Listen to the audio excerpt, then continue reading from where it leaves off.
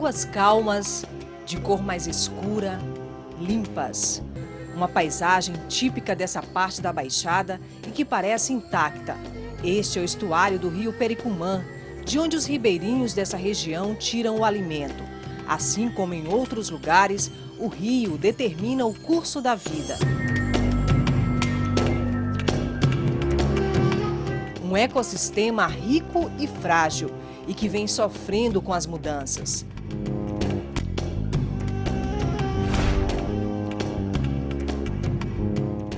Segundo os pesquisadores que estudam a região da Baixada Maranhense, o grande problema é a destruição da mata ciliar.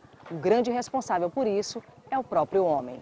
Fizeram isso e, ao fazer, eles terminaram alargando mais a margem do rio, retirando o que havia ainda de resto de mata ciliar e aprofundando o leito do rio em 6 metros. Professores da Universidade Federal do Maranhão vêm estudando a Baixada Maranhense nos últimos 15 anos. A paisagem do estuário do Pericumã vira sala de aula.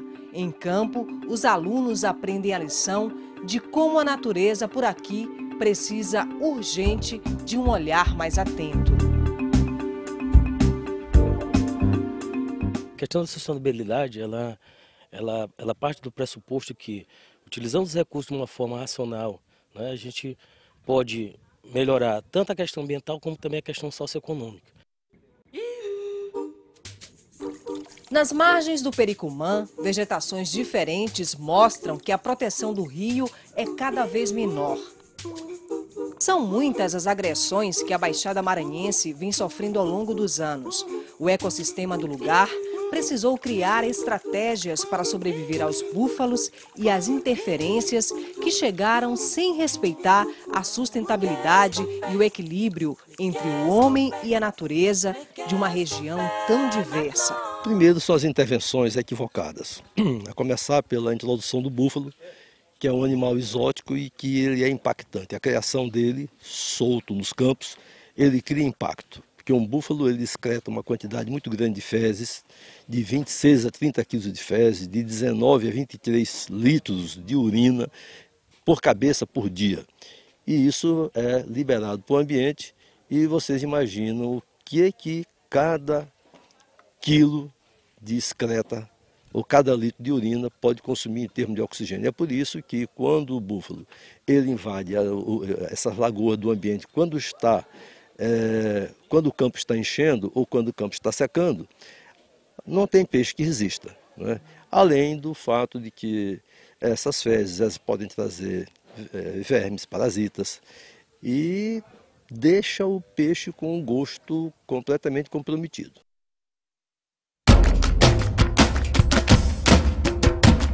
Seguindo o curso do Pericumã em direção ao mar, nos deparamos com a sina do abandono.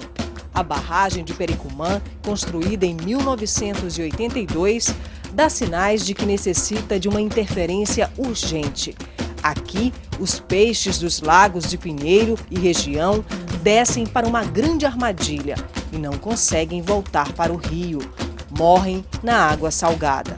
O pescador sente falta da fartura que escapa. Cai direito na armadilha aqui. Aqui é o fim da linha deles. E só tem uma coisa. Só tem como a pessoa pegar eles. Os maiores, a gente, como eu falei ainda agora, a gente saboreia e os menores a gente solta desse outro lado aqui. Às vezes serve até para fazer isca para apanhar os peixes maiores.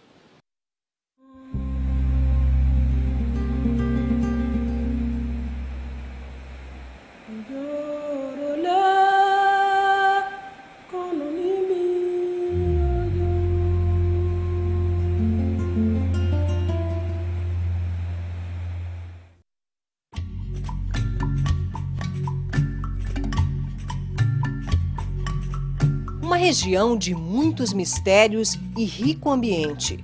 Um acervo natural considerado zona úmida de importância internacional.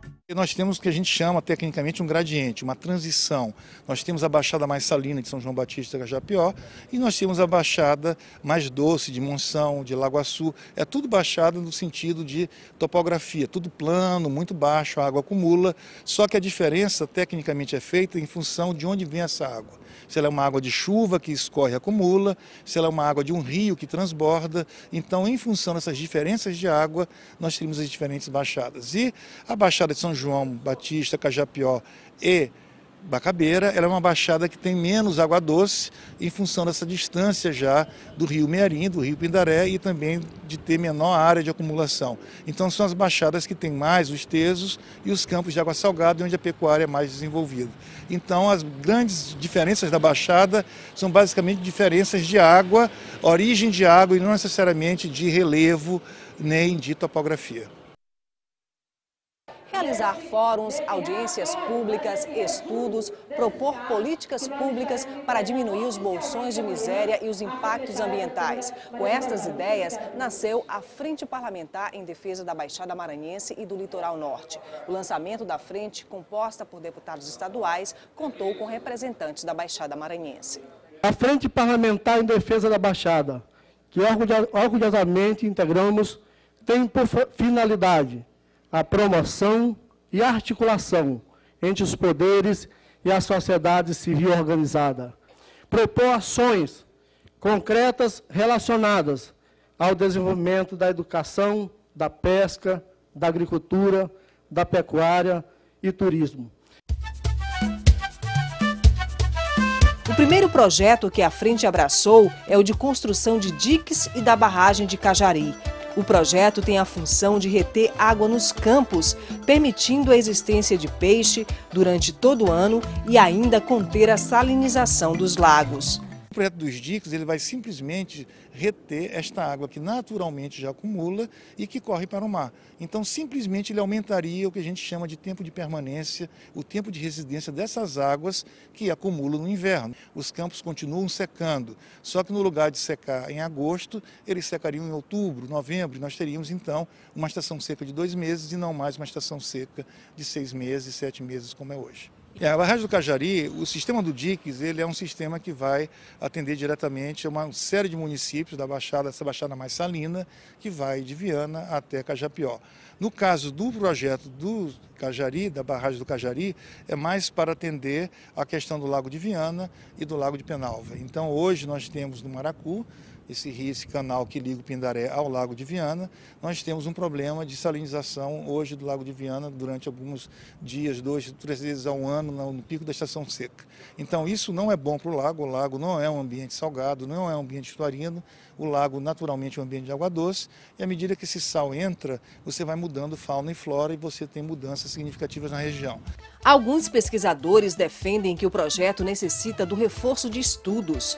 Um território cheio de segredos e que ainda precisa ser conhecido. Se você quer fazer uma barragem para segurar a água no Lago de Viana, por exemplo, apenas naquele nível em que mantém a população com o mínimo de água, mantenha o Lago de Viana com o mínimo de água capaz de criar seus peixes e de jogar água para produzir água para a população consumir, aí nesse caso eu não sou contra. Mas que tamanho, que barragem é essa? Qual a dimensão dessa? Só estudos hidrológicos é que vão definir isso.